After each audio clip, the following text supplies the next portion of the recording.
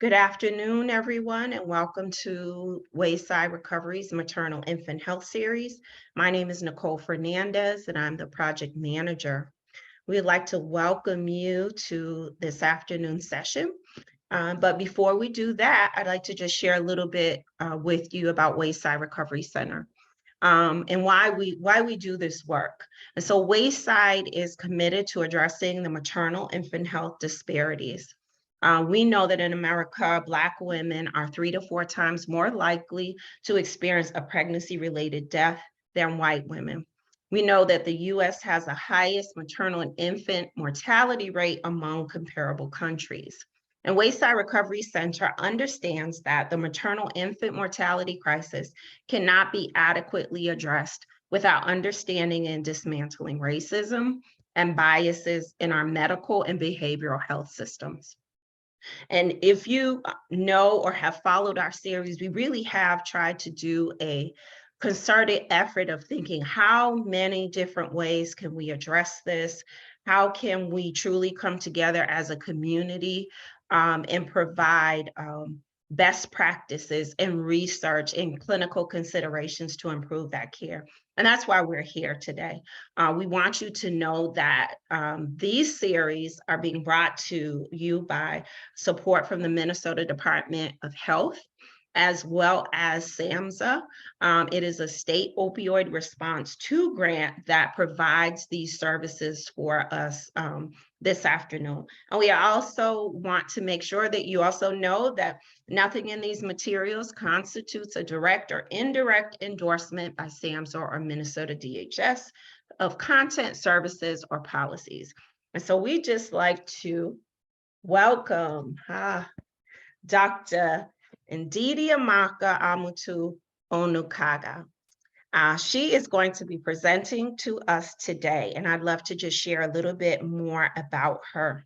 For the past 15 years, she has worked successfully in communities of colors on issues including advancing the understanding, prevention, and reduction of maternal mortality and morbidity among racial and ethnic minority women and socioeconomically disadvantaged women. Dr. Amutah has extensive training in community-driven participatory research, health disparities, maternal and child health, and qualitative methods.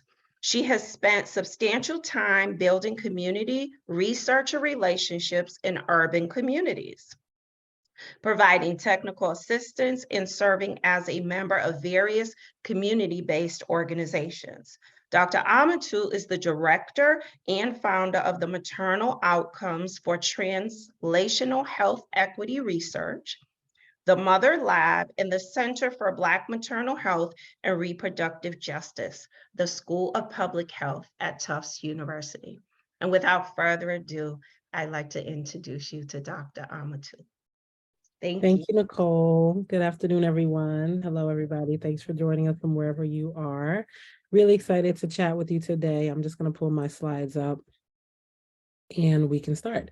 So my presentation today is really focusing on the body of my work, which is in maternal health disparities and maternal health inequities. I consider myself to be so privileged and honored to sit at the intersection, one, as a Black birthing person myself. I'm about 16 months postpartum with my second child, and 2, as someone who recognizes the tremendous privileges to be able to do this type of work with and for communities. And so I actually met Nicole in DC at a Black Mamas Matter conference, and here we find ourselves. So thank you for this opportunity. I just want to say that we don't have a school of public health here at Tufts. We have a school of medicine, and I'm in the Department of Public Health and Community Medicine. So my focus today is really thinking about how racism shows up in maternal health care, in maternal health inequities, and maternal health disparities. And I'll talk about some of the things that I'm doing here in the Boston area and in Massachusetts to address them. And then I think we will have a conversation and we'll do some Q&A. So it's broken up into 3 kind of buckets, if you will, for my talk: maternal health data, Black maternal health inequities, and then how do we advance maternal health care. So thinking about the data, spoiler alert, we are not doing well as a country. We are definitely not doing well by Black and brown birthing people, and the rates continue to worsen every year. So the data that we have available shows that our Black maternal mortality rate is 55.3, and that was for 2020. So I think we have preliminary for 21, but it's not out yet. And what does that say is that when you look at overall, which is the red line here. So all women are not doing well, right? 23.8 per 100,000 live births. And then you see white women and Hispanic women are slightly lower, but Black women are almost 3 times higher. This data has continued to worsen since we started really tracking it about 10 to 15 years ago, looking at pregnancy-related death, pregnancy-associated death, and maternal mortality rates. We hadn't really tracked it at that volume consistently. And I think the data is showing that we're in a pretty bad space. So when you look at maternal mortality rates by age, we talked a little bit about race, and we know that for Black and brown women, the rates are not good. And then for Black women in particular, the rates are very high. This also increases with maternal age. Now, this is due to a lot of things, right? We know that the body is physiologically weathered by childbirth and child rearing.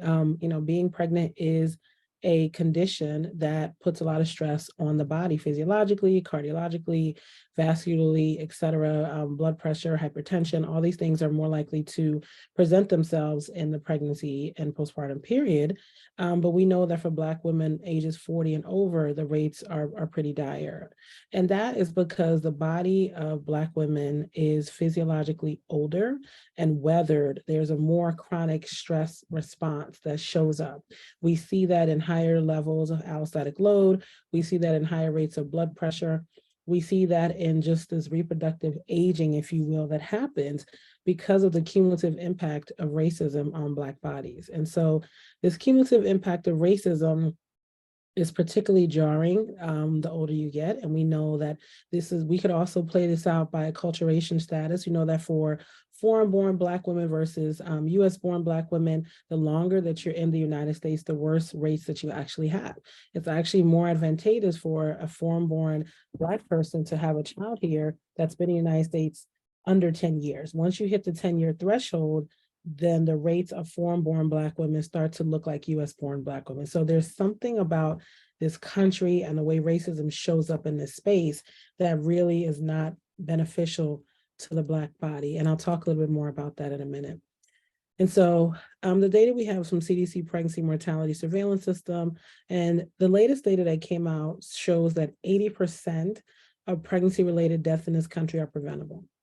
Why is this so problematic? This is problematic because before we had this data, this is from 36 maternal mortality review committees, MMRCs as they're called. Most states have them, most communities have MMRCs, everyone does not, and every MMRC does not function in the same way. But we know that the 36 states that we did look at showed that the majority of deaths, the cases that they were reviewing, so what happens in this MMRC meeting, they look at the case of a decedent, so one that passed from pregnancy-related or pregnancy-associated death.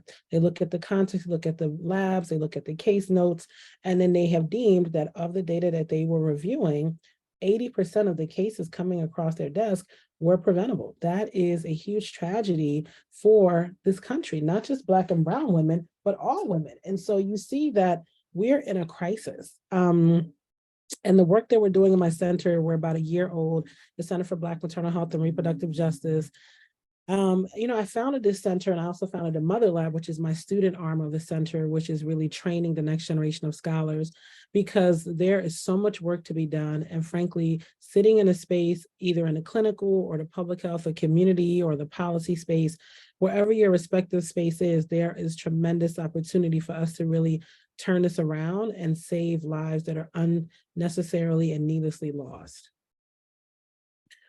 So what contributes to maternal mortality and morbidity? Okay, we know that access to care, so the type of care someone is able to get, the ability to even access that care, are the hours of the clinic at a time that people can get there? Is the clinic in the place where people can access it? You know, what type of insurance status do you need to get services in this space?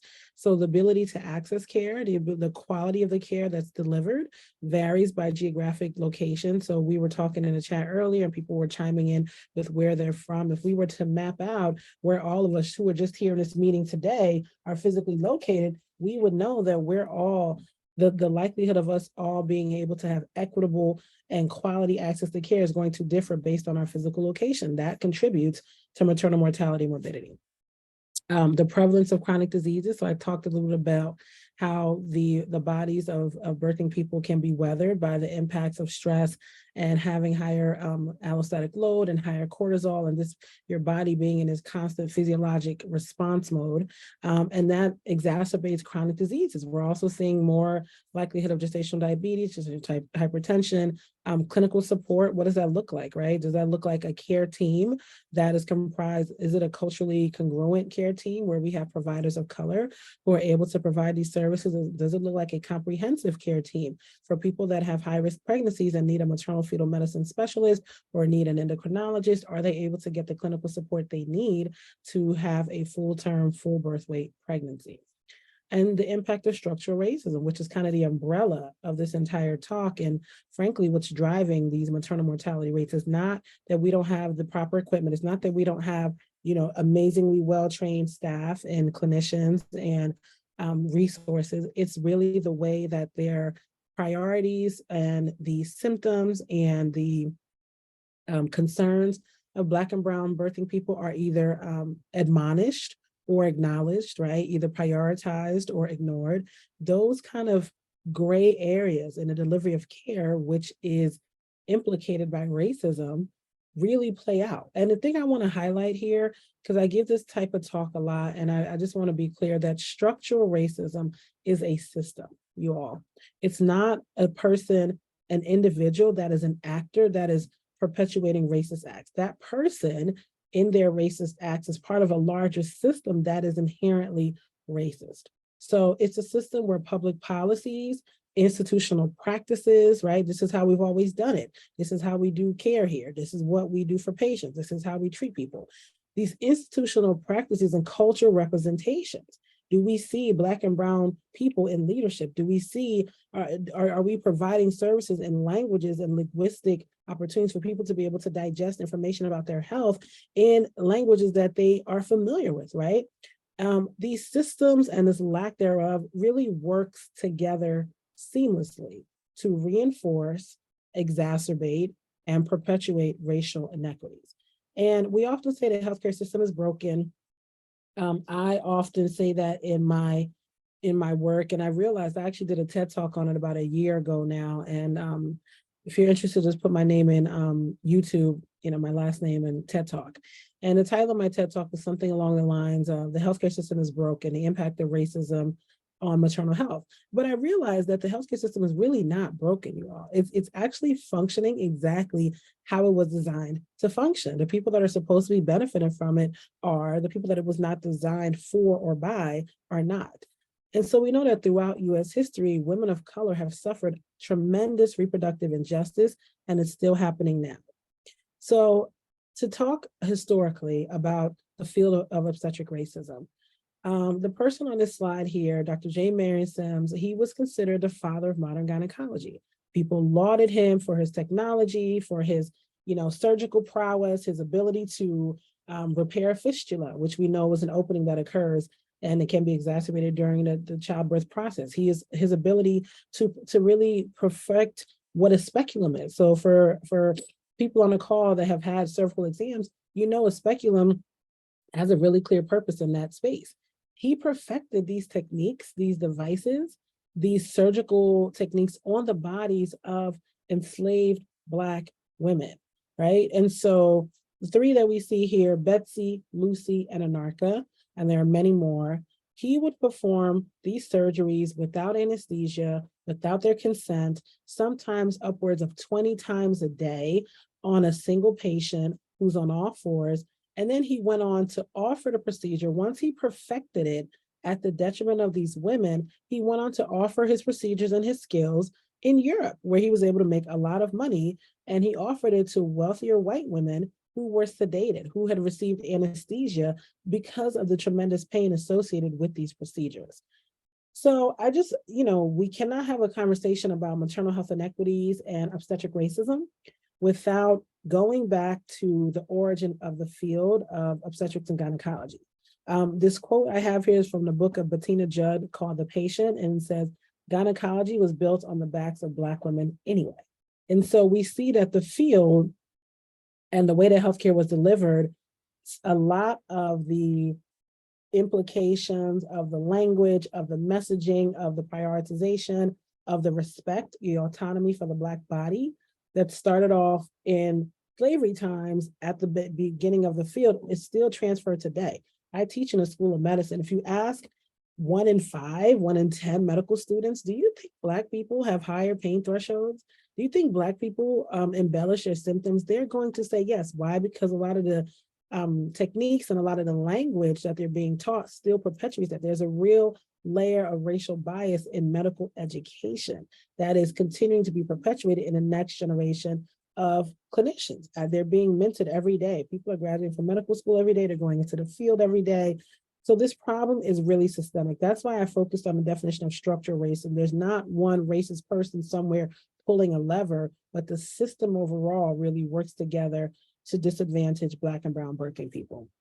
And so when we think about racism and inequity in today's healthcare delivery system, we know that hospitals and clinics who are designated for underserved communities continue to experience significant financial constraints and are often under-resourced and improperly staffed.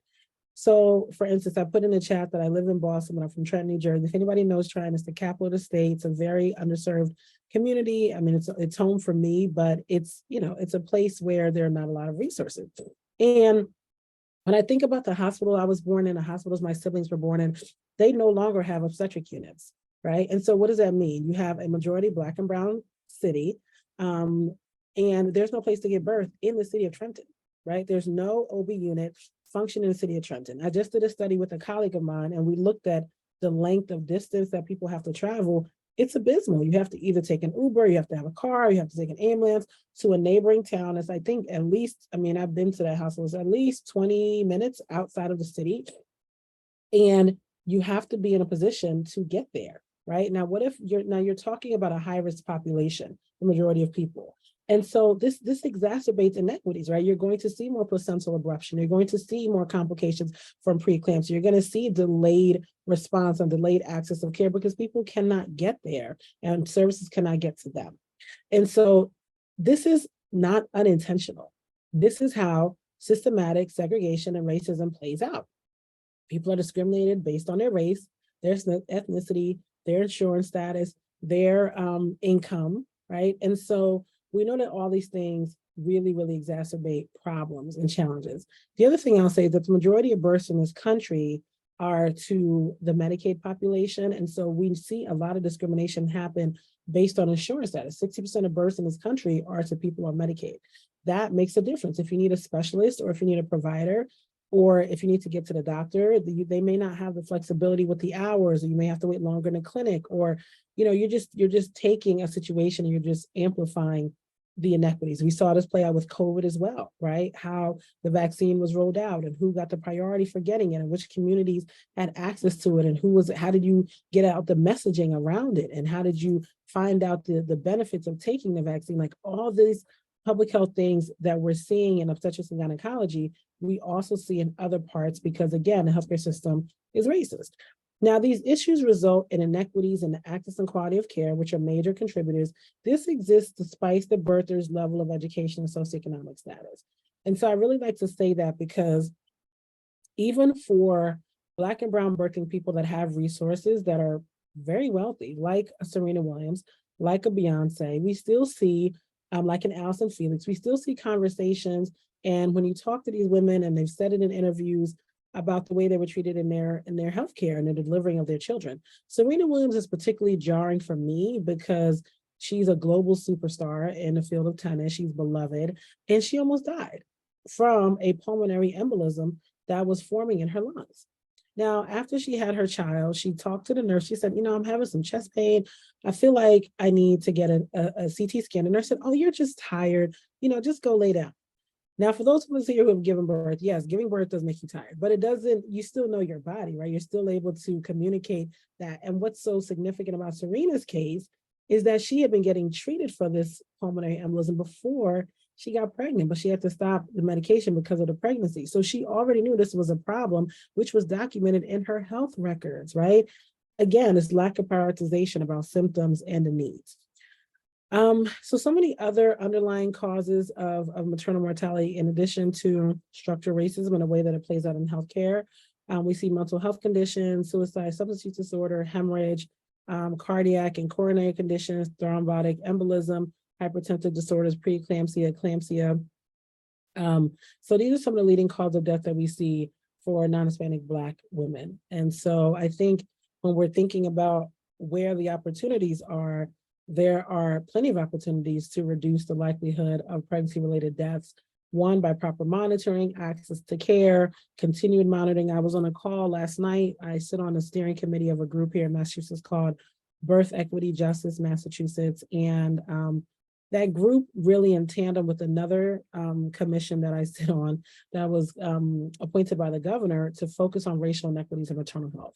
What we're doing in both of those spaces is looking at opportunities. So do we need more postpartum resources? Do we need a home health nurse coming to visit women after they deliver? We know that the majority of deaths can occur either during pregnancy, at the time of delivery, but the majority of deaths occur in the postpartum period, right? And so when you think about how we can intervene and what can be done, we know that there are a lot of things that occur that we could really turn around. And one of those things is giving more support in the fourth trimester and making sure that Black and brown birthing people are getting that follow-up, that diligence, that home-based care that they need. So I just want to shift a little bit now and talk about the impact of Roe v. Wade being overturned, because I think there are a lot of implications for maternal care and maternity care deserts, but we know that this overturn, there's nothing about this overturn that's going to benefit Black and brown birthing people, right? The 26 states with abortion bans had 55% of the births. So half of the births that are in states that have this ban, and this number has probably gone up since then, are in states that have abortion bans. So we're seeing this real dichotomy of high volume births and also high restrictions in abortion, which ultimately will lead to more than 150,000 births and 18,000 of them will be premature. That will occur every year that this reversal continues to be in place, right? We also know that the states that have restrictions on abortion have fewer maternal care providers than states that don't.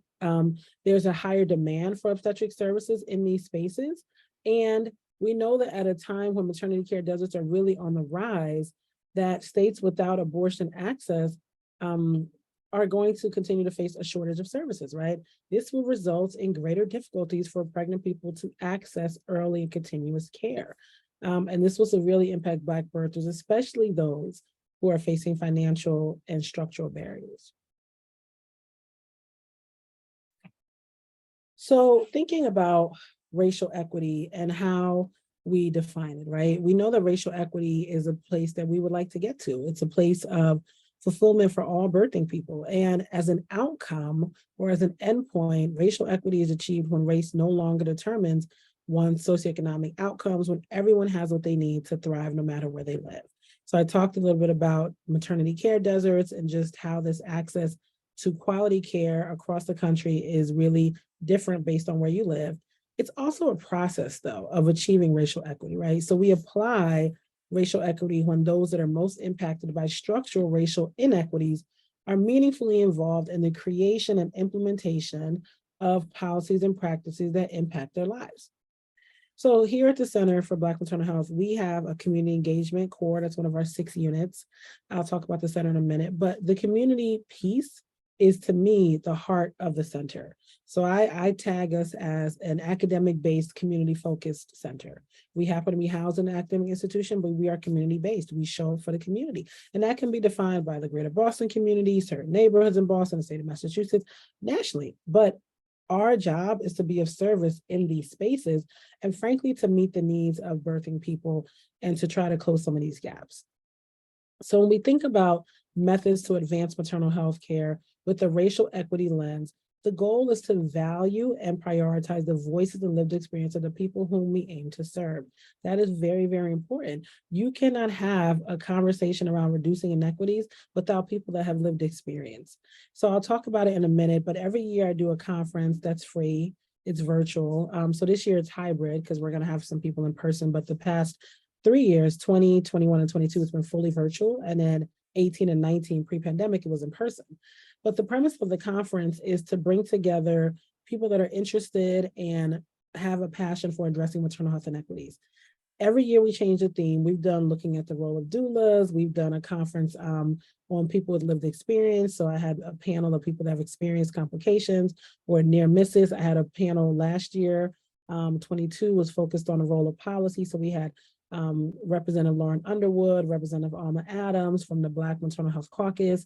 I had Elizabeth Warren, Congressman Ayanna Presley, people that are doing tremendous policy work to address maternal health inequity. We've also had years where we've had providers. We had, I think our first or second year, we had a panel of all providers, nurse practitioners and OBs and midwives to talk about what they see. And so when you think about how to advance maternal care, you have to prioritize the lived experience of people that we aim to serve, right? There's a complexity around decision-making in maternal health.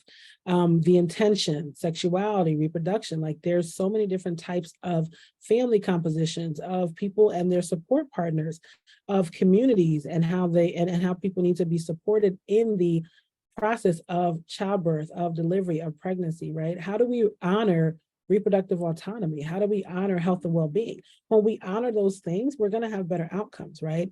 Another part that's really important that this kind of just burns my grits is ensuring that everyone has access to information that is culturally responsive. How do we honor your language? How do we honor your culture in the delivery of healthcare? Right here in the greater Boston area, I love the diversity. My town particularly is very diverse. I'm on the South Shore. We are so blessed to have Vietnamese, Haitian Creole, Cape Verdean Creole, African American. I'm Nigerian. We have Hispanic. We have Caucasian. Like, it's such a diverse community. That really strengthens the lifeblood of this town because you get to really enjoy and learn from, and frankly, make yourself culturally humble in other spaces. If we can see those things play out in the delivery of healthcare, we would have better outcomes, right? We know that when you give people the support they need, they are able to be in partnership with their care team to make critical decisions about their reproductive health, right? And you do this from a space of intersectionality. So the work of Kimberly Crenshaw really introduced us to the field of intersectionality, which essentially means that for Black women, we sit at the intersection of race and gender. Right. So when women were fighting the women's suffrage movements and trying to get the women to vote and trying to create opportunities for women, we were fighting that battle. We were also fighting the racial battle. We're fighting both battles. Right. And so this intersectional lens and really thinking about the social determinants of health, like I talked about earlier, access to quality care, transportation for these appointments, making sure that things are delivered in a culturally responsive manner. Right. This really addresses racism and tries to get at the root of it to really close some of these gaps in the healthcare delivery and frankly create spaces of better maternal care and better outcomes. I would be remiss if I gave this talk without really honoring the work of doulas. I know we had a couple doulas on the call. I was looking in the chat. Shout out to all my doulas that are here. But I love doulas. I think doulas are an incredible, incredible asset in this conversation around reducing inequities and the impact of racism on healthcare and on outcomes, right? The presence of a doula support improves communication between clinicians, the birthing patient, the families, and improves the quality of maternal healthcare services. And with this doula at the table, we see reductions in unnecessary procedures, right? Foregoing epidurals, like everybody remembers epidurals if you had one, but maybe you don't need one, right? Maybe it's not medically necessary. Avoiding C-section birth and having less stressful birthing experience. The goal of birthing, I get so many emails and Instagram, LinkedIn messages. People are petrified. They're like, Dr. Didi, I'm scared to get pregnant. Dr. Didi, I don't, I'm petrified. We have Black and brown birthing people who are literally petrified to give birth because they know the system is working against them, right?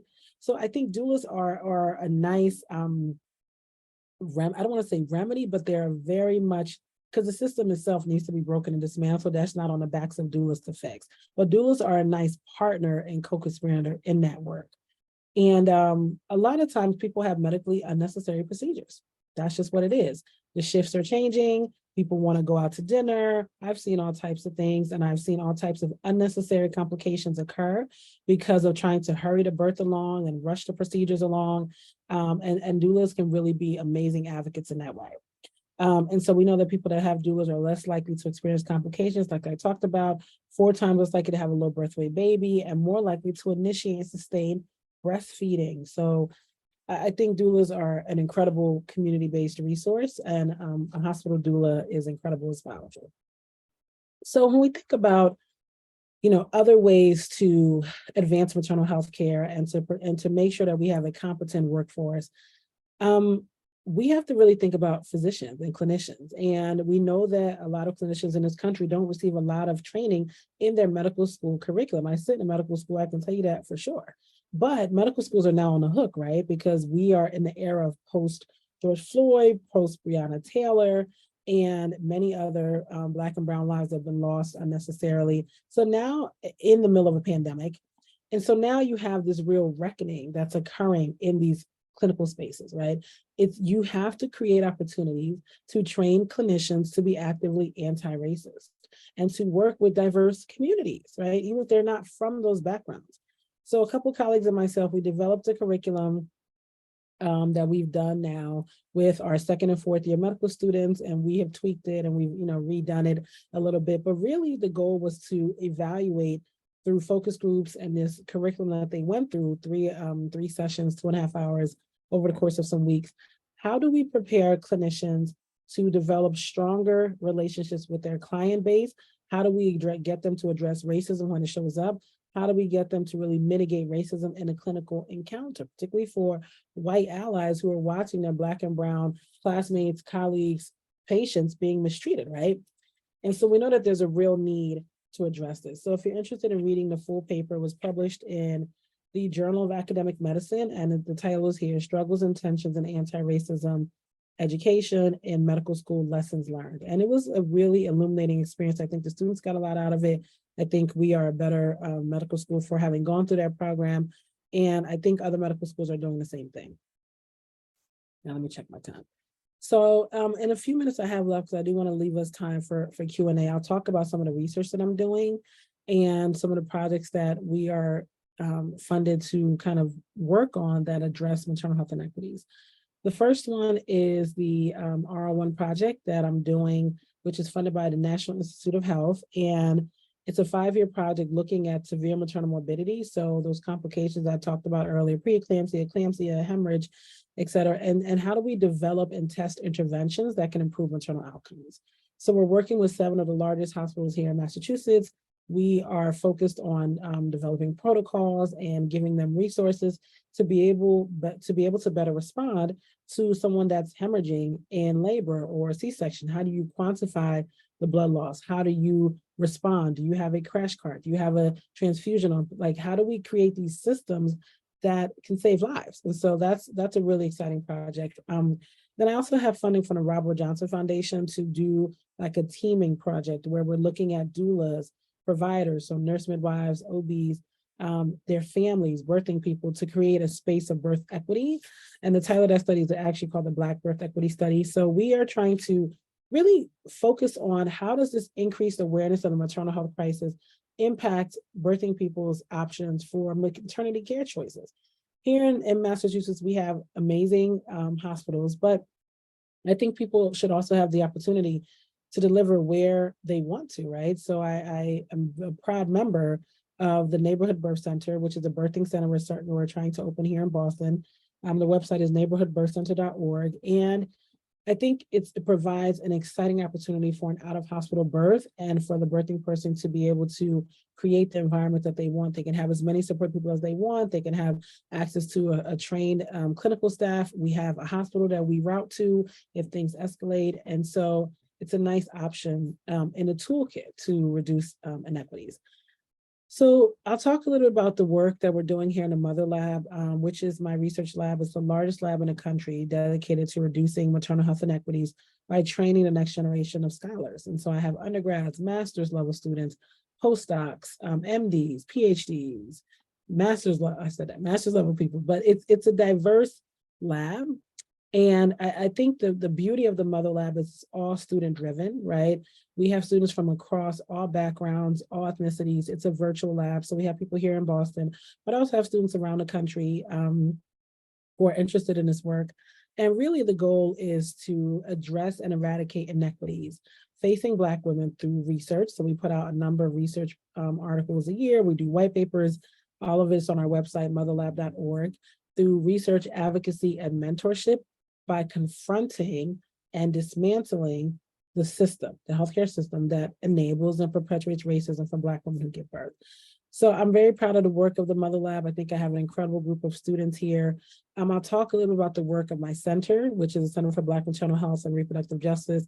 We have three main missions, if you will. One is collective action, so working collaboratively to address disparities through federal, state, and local legislation and impacting policy. We work really closely with a lot of our people here in Massachusetts, also at the federal level. Two, being a hub of research with a focus on improving the health of Black birthing persons and their babies by reducing maternal health disparities. Three, creating spaces of equity, whether that's in the community, that's in a hospital, that's in the healthcare system, for Black women to safely, efficiently, and comfortably receive access to healthcare services without having to navigate through racism or discrimination in medical settings. So those are some of the things that we're focusing on. And then I'll leave you, I think we have about 15 minutes or so for questions, Nicole. And then I'll leave you with just a little bit of information about our conference. As I mentioned, we do a conference every year.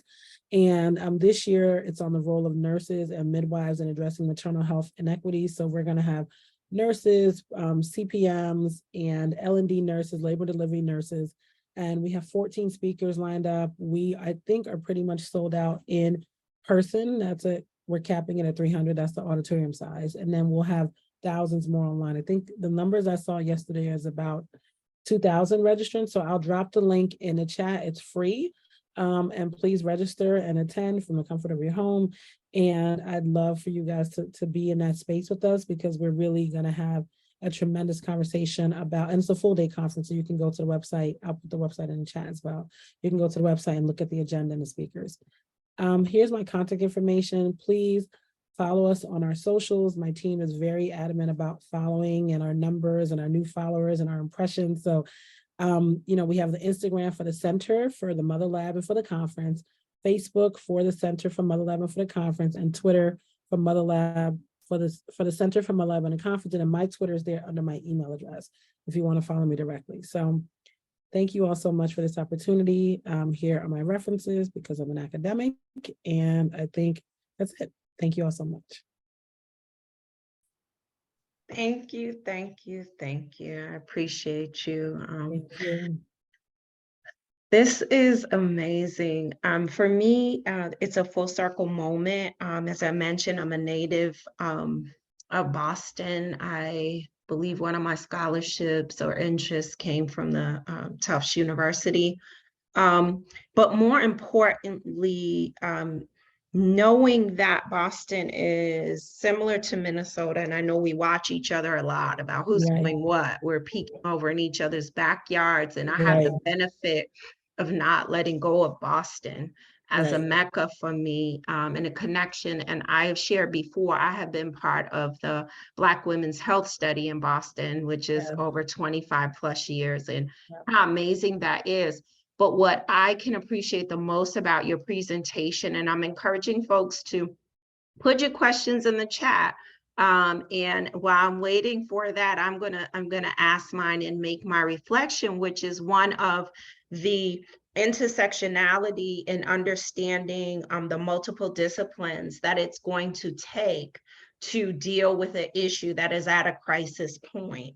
Right. And understanding, I delivered my daughter in Boston at Beth Israel, Oh, many yeah. of my family, Wow. and I am so happy to know that we are thinking creatively and out of the box about what is needed, and not assuming that because we're the academics or the medical scholars that we have all the answers. Right. And I think that's what's critical that I saw and experienced today, is how valuable it is to sit with this, but truly begin to, and the word empower is not the correct word, to engage with community and respect and honor community wisdom. Yes. Because the solutions will often come from the community that we need to collaborate with. And so I really appreciate you doing that. Yeah, no, that's the heart of the work. There's such an ego in this work, which I think is such a missed opportunity, right? Clinicians and people in general are very different. That doesn't happen in my hospital. It doesn't happen here. We don't do it like that. We treat everybody the same.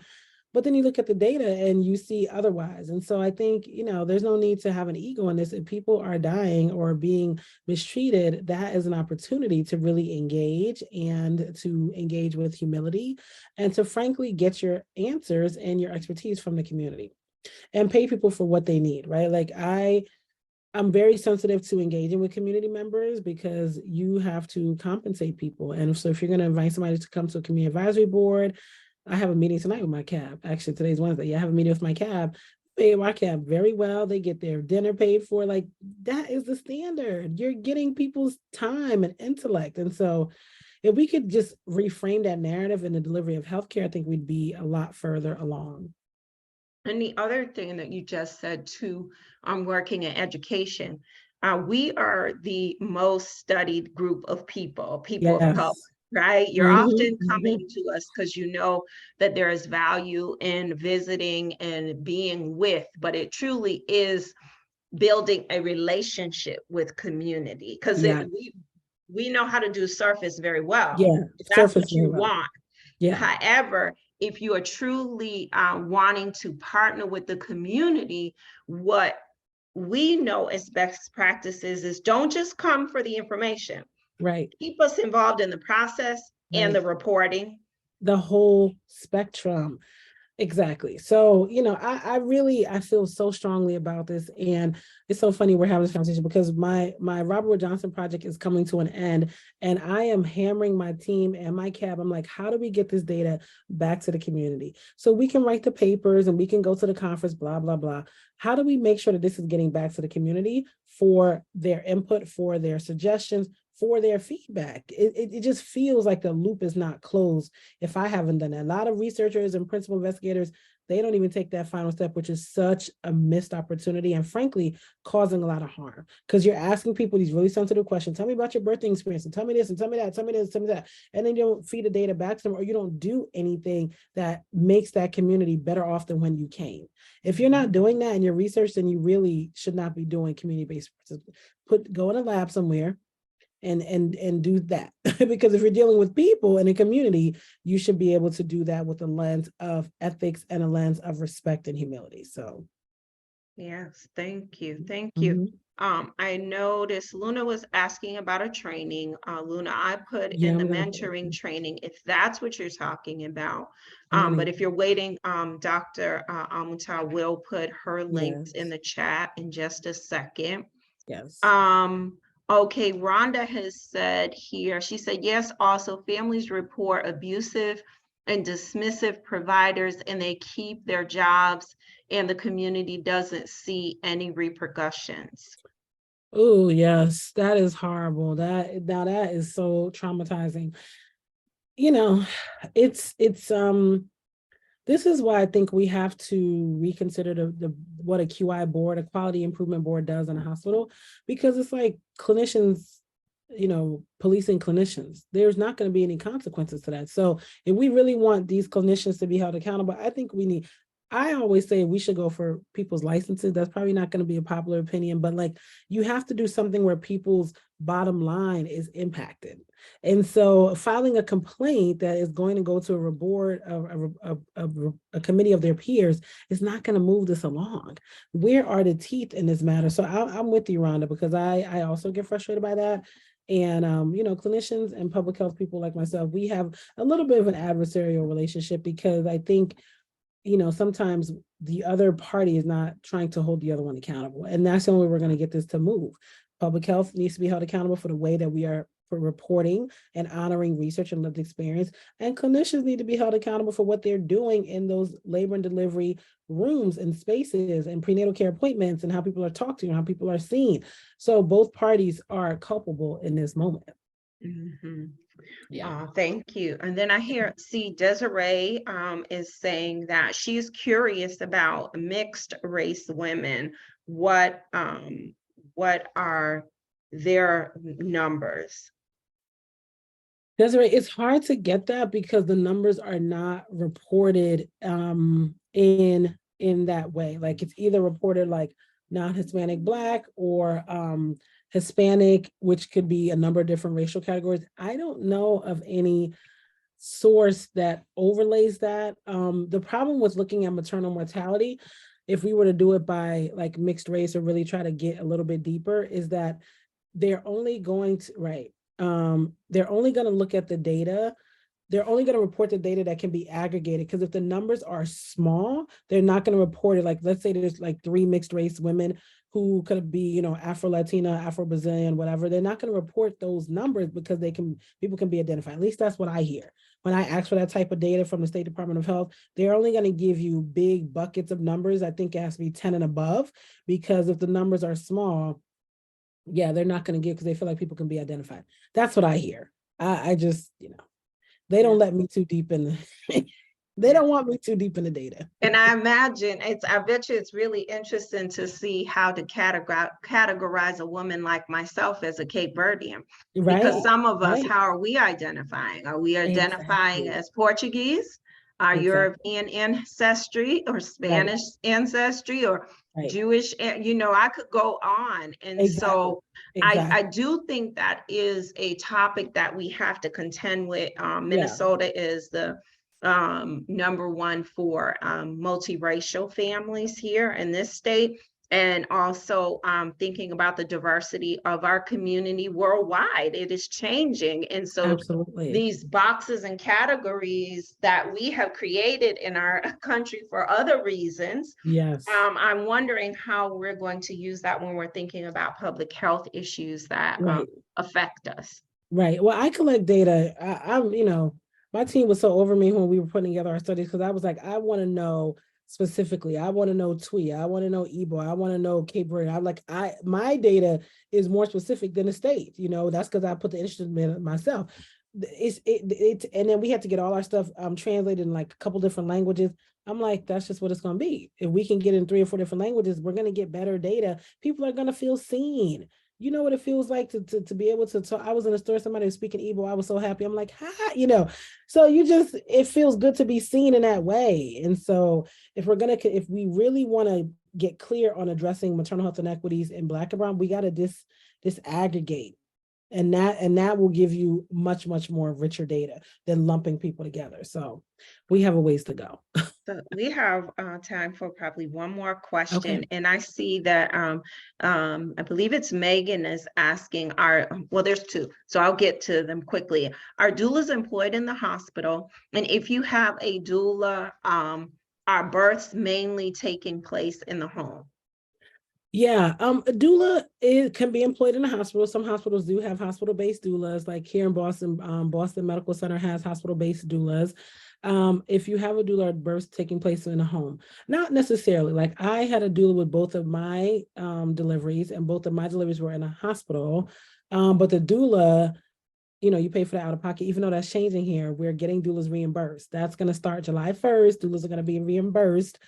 From Max Health. That's a big win. But when I had both my kids, I paid out of pocket, and the doulas, you know, they came visit me at the house, and they were in the hospital with me. So it depends. Every state is different in how doulas are are categorized and reimbursed, but it doesn't have to be a home birth. Okay, Rochelle, I'm going to post this again. And then Desiree, I'm currently pregnant, have been definitely struggling with common in the healthcare system, fighting for my prenatal care and advocating for. Yes, it is. So Desiree, listen, first of all, congratulations on a pregnancy. That's a blessing. Second of all, don't feel like you got to carry that by yourself. Like I made my husband come to every appointment with me because, particularly as you get like down to 32, 36, you're just like, oh my God, I'm so pregnant. So you need somebody else there with you. So bring oh, okay. So yeah, you got it. You're a veteran. You're a veteran, Desiree, but still have somebody with you, right? Whether it's your partner, a family member, or somebody that I think that's important because you want to make sure that you're getting your questions answered. You want to make sure that you're feeling seen and you want to make sure that you're leaving there with the confidence to move along the process. So I always brought somebody with me. And it's nice to be able to get the perks of pregnancy. Oh, I'm so pregnant. Can you carry this for me? Oh, can you open that for me? That's the other part that I really leaned into that. He was like, you are so extra. I'm like, okay. Is the doula reimbursement nationwide? So Megan, it depends. It's state by state.